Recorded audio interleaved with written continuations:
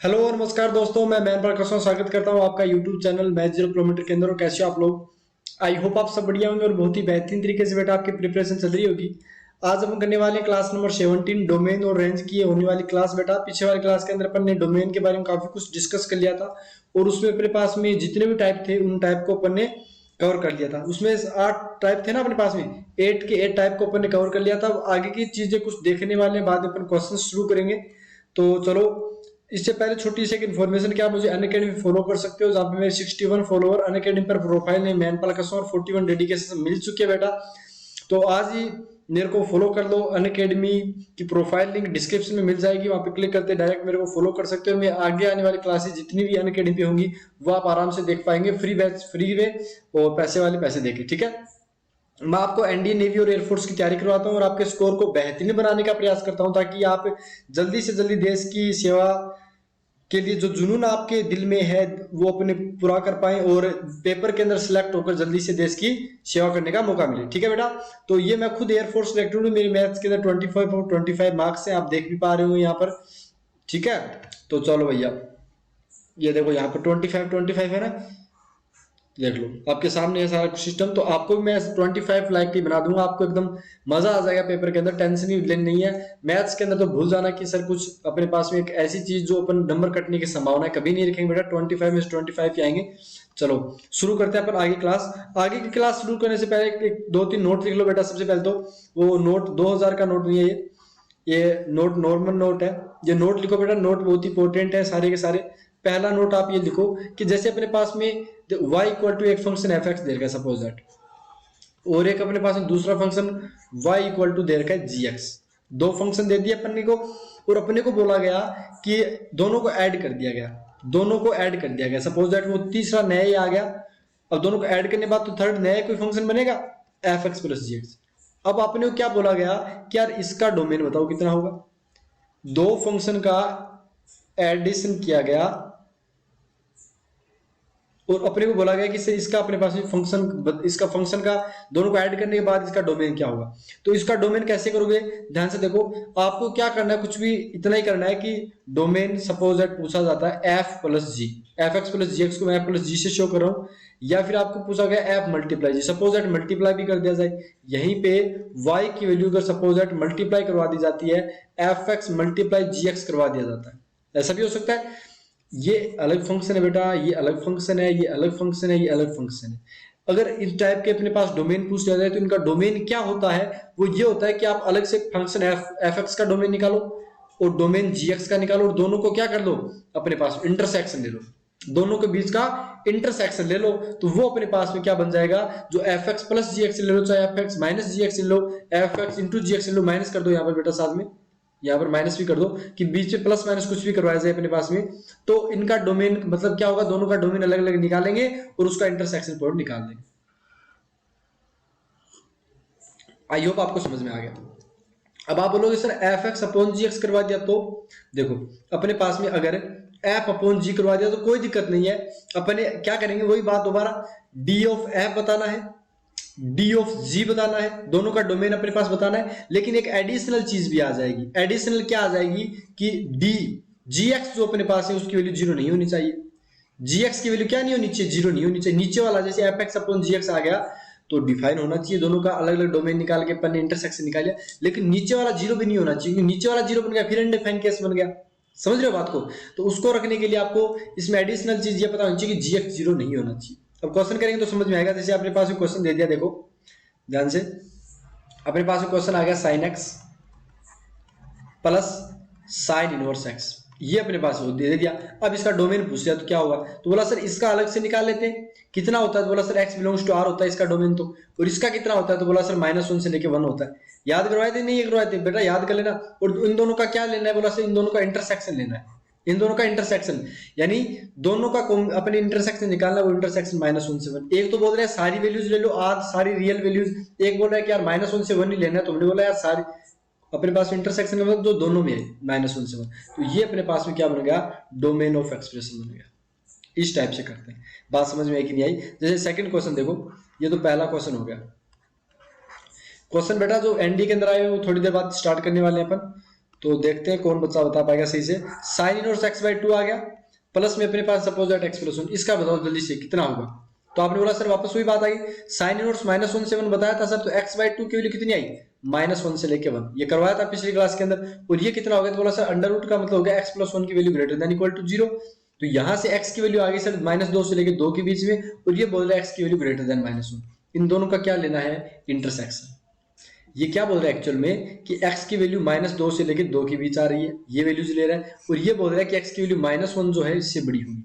तो minus one अगर दोनों का आप इंटरसेक्शन लोगे तो समझ में आया ना, माइनस टू माइनस वन और टू, एक तो बोल रहा है कि यार इतनी जाने दो और एक बोल रहा है इतनी जाने दो, तो इनके बीच में इंटरसेक्शन क्या है, समझ में आ रही है कि नहीं आ रही।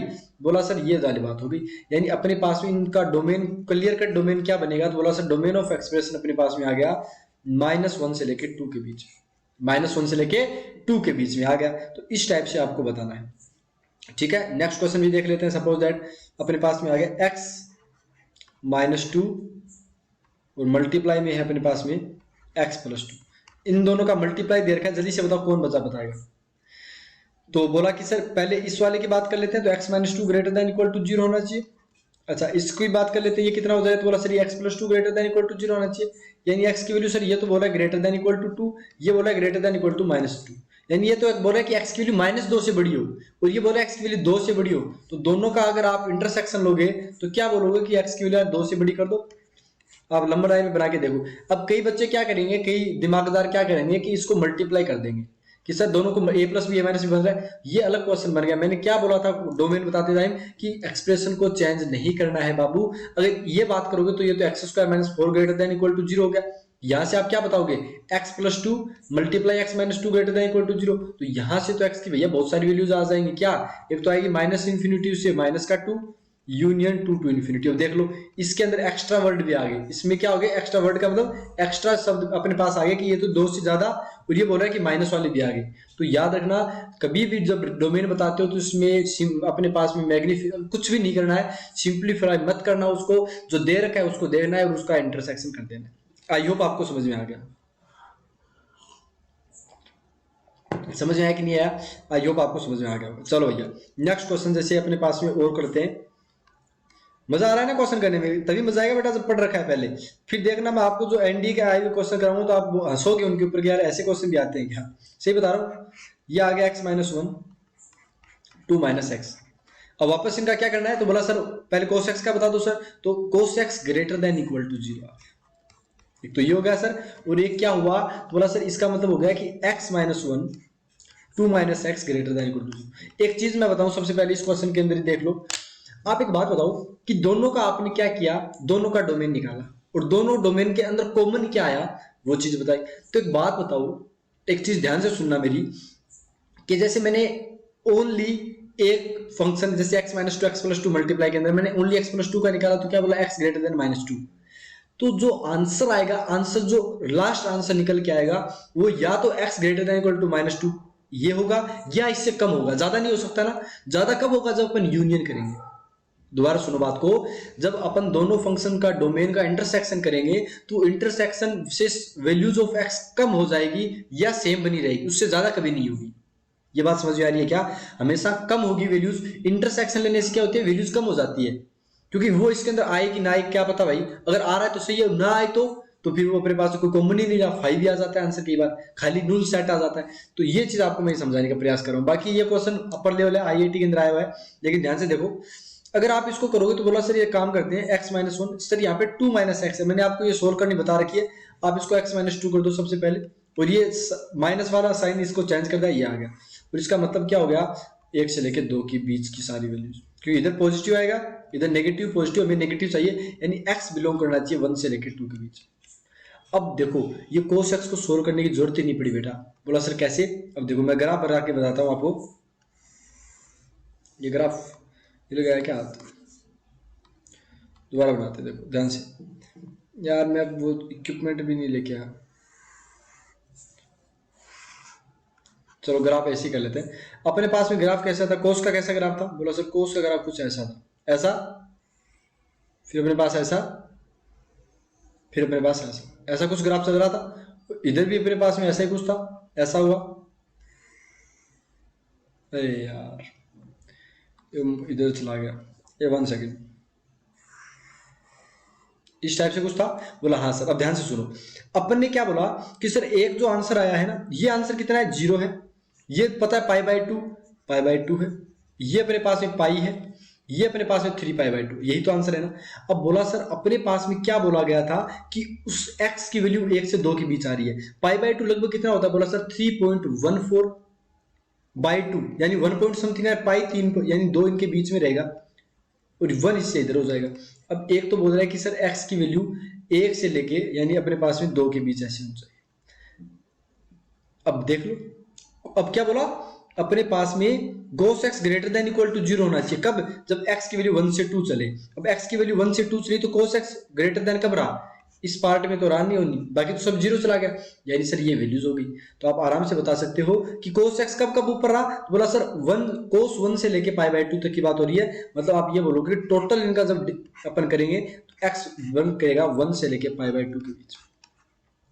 वैसे बताते तो अपन नहीं बता सकते थे बेटा cos x की वैल्यू ग्रेटर देन 0, बताते तो पता है ये तो सारी पॉजिटिव के मतलब ये भी आता था, ये भी आता, ये भी आता, ये भी आता, सारा सिस्टम ये भी आता। लेकिन अपन ने क्या किया, 1 से 2 भी चाहिए था तो अपन ने 1 से 2 किया ओनली क्लिक। ये ग्राफ इंपॉर्टेंट हो गया ना, ग्राफ आना चाहिए ना अपने को, ग्राफ के बिना कुछ नहीं है बेटा। समझ में आई बात, आई होप आप समझ गए होंगे यहां तक। चलो फिर अपन नेक्स्ट क्वेश्चन करते हैं। नेक्स्ट क्वेश्चन मतलब नेक्स्ट टाइप कर देते हैं थोड़ा सा, एक दो नोट। पहला नोट हो गया क्या अपने पास में, ये नोट पहला हो गया बेटा। अब नोट नंबर 2 लिखो, अब नोट नंबर 2 लिखो। नोट नंबर 2 अपने पास में ये है कि एनी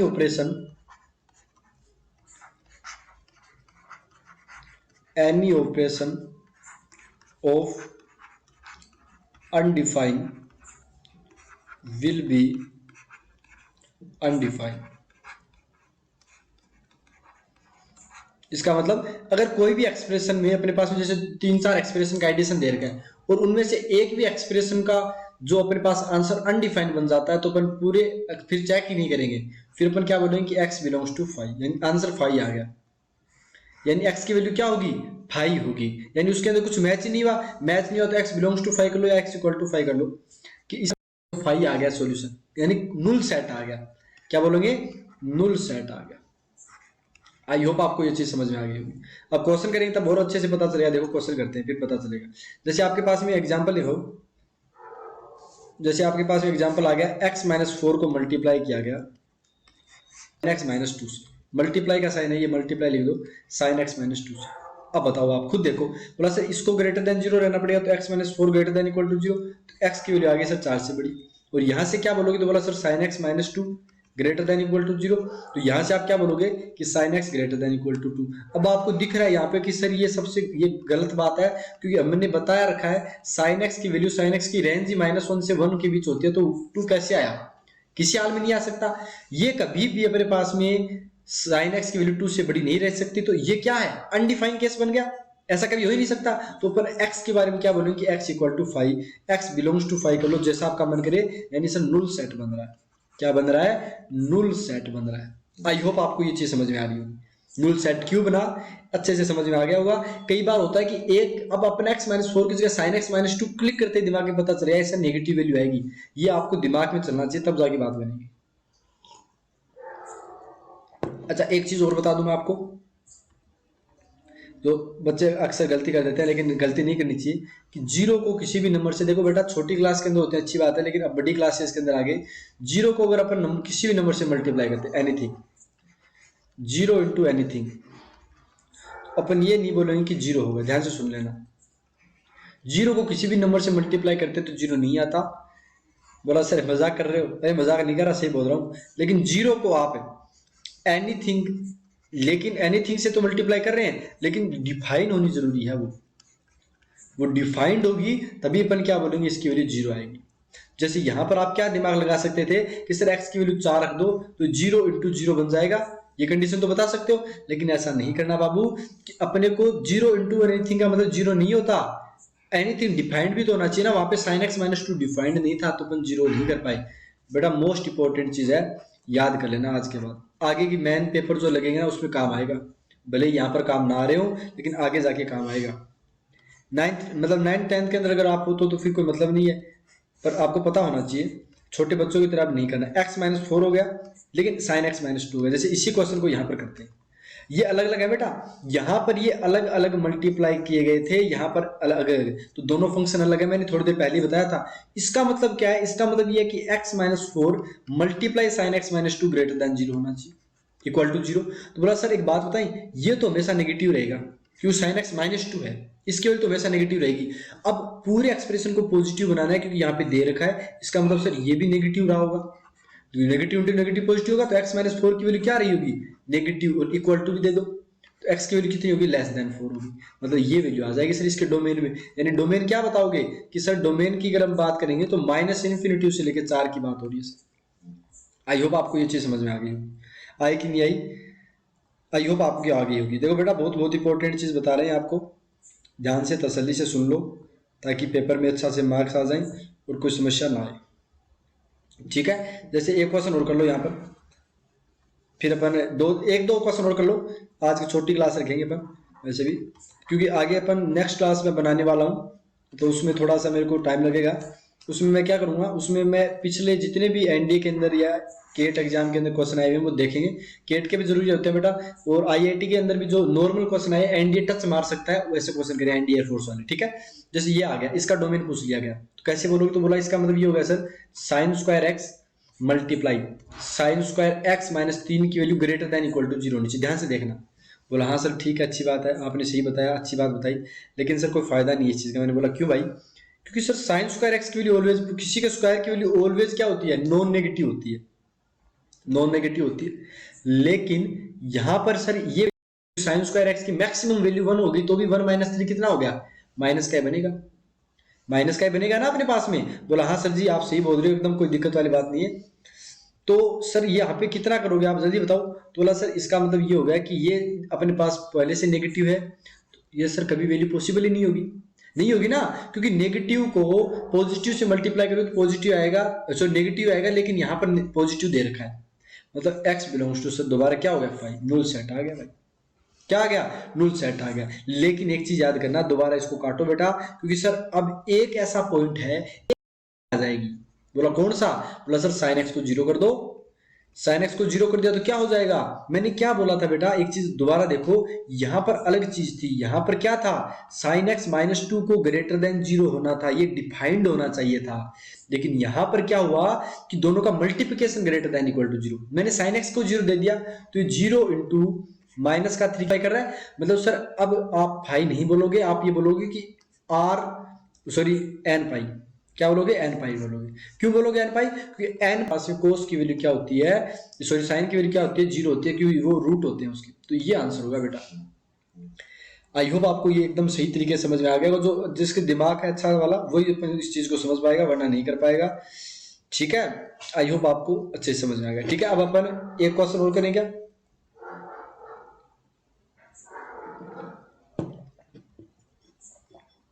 करें क्या,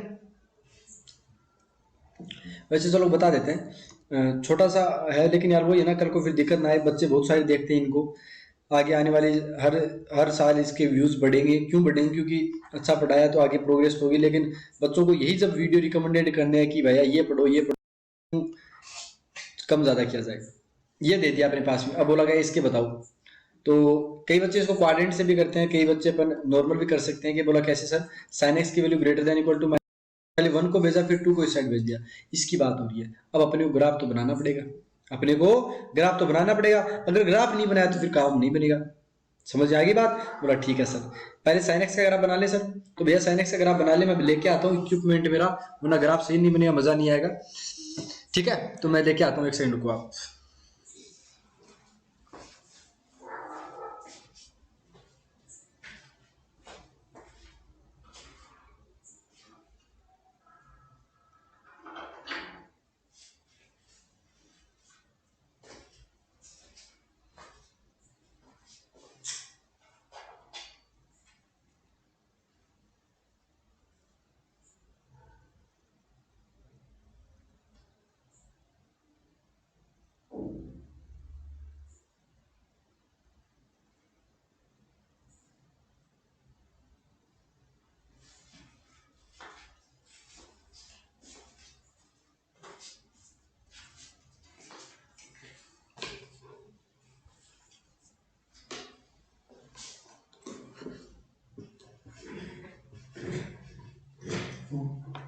चलो भैया स्टार्ट करते हैं।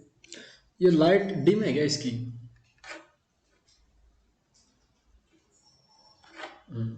अब सही है। 1 सेकेंड में चार्ज भी लगा देता हूँ इसको।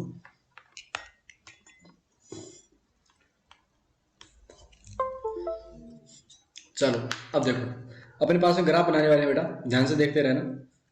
वैसे तो आपको ग्राफ खुद को आने चाहिए, और जब तक वीडियो रुका हुआ था तब तक आपको बनाना चाहिए था,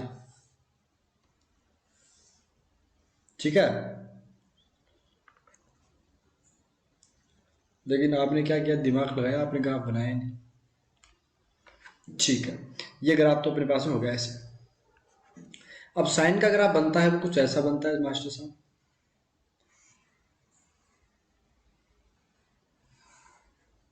इस टाइप से, और इस साइड भी ऐसा ही कुछ बनेगा साहब, ठीक है। ये कुंडली नुमा जो भी है वो थोड़ा सा देख लेना आप। अब एक अपने पास साइन एक्स का ग्राफ बन गया, एक है -1/2 लाइन, तो -1/2 लाइन मैक्सिमम कितना जाता है ये ग्राफ, ये तो चला ऊपर अपने ऊपर नीचे चलता ही रहता है, लेकिन अपने पास -1/2 लाइन है, मतलब सर नीचे एक लाइन ड्रॉ करनी है इस टाइप से, ठीक है। ये वाली लाइन ड्रॉ कर दी। अब क्या बोला गया, साइन सर ये बड़ी है, इस लाइन से ऊपर ग्राफ कौन सा चला, बोला सर ये वाला चला। मैं इसको अलग पेन से शो करूँ क्या, हाँ ये वाले कर देते हैं। जैसे यहाँ पर सर ये चला, -1/2 से ऊपर होना चाहिए, बोला सर ये चला, तो सर ऐसे तो बहुत सारा आ गया, इन्फिनिटी तक चलता रहेगा ऐसे, तो सर फिर कैसे करेंगे, मामला खराब हो गया अपना। तो अपन क्या करेंगे, सबसे पहले एक एक चीज दिखाऊं क्या सबसे पहले, या फिर मैं इसको बता ही देता हूँ डायरेक्ट। इसका मतलब ये है बेटा कि अपने को क्या करना होता है, जब भी इस टाइप के पीरियोडिक फंक्शन होते हैं, ये चीज इन्फिनिटी तक कभी मैच करेगी, जब पीरियोडिक फंक्शन होगा तभी करिए, क्योंकि पीरियोडिक वाला बार बार आता रहेगा वहां पर और कटता रहेगा। तो पीरियोडिक फंक्शन के लिए हमेशा याद रखना कि आपको सबसे पहले जहां जहां पे ये पहली अपने पास यहां पर कट कर रहा है ना, आप इसको लिख दो। अपने 0 से लेके 2π के बीच में ऐसे लिख दिया। तो ये बताओ -1/2 वाली लाइन यहाँ पर कहाँ कट करेगी बताओ, तो बोला सर -π/6 पे करेगी कट, बोला ठीक है सर। और यहाँ पर कितनी करेगी, तो बोला सर पाई के जस्ट बाद π/6 पे करेगी, तो वो कितना हो गया, तो बोला सर 7π/6 हो गया। बोला हाँ सर। तो -π/6 से 7π/6 एक हो गया, उसके बाद में सेम टू सेम उसी पे रिपीट करेगा। तो आपको ये लिखना है, हमेशा याद रखना, जब भी आप इस टाइप के डोमेन लिखते हो तो आप बोलोगे सर x बिलोंग करेगा सर अपने पास में कहां से कहां तक, इक्वल टू का साइन पे देखो, तो अपने को क्लोज ब्रैकेट डालना है, -π/6 कर दिया, कोमा हो गया 7π/6। और जितना इसका पीरियड होता है, जिस पीरियोडिक ग्राफ के साथ करें उतना पीरियड होता है, उसका n मल्टीपल आपको जोड़ देना है। मतलब क्या हो गया, इसका 2nπ जोड़ दिया। अगर इसका ओनली पाई जैसे 10 होता है इसके साथ, तो क्या बन देते, nπ प्लस कितना, सॉरी क्या बोलते हैं यार उसको,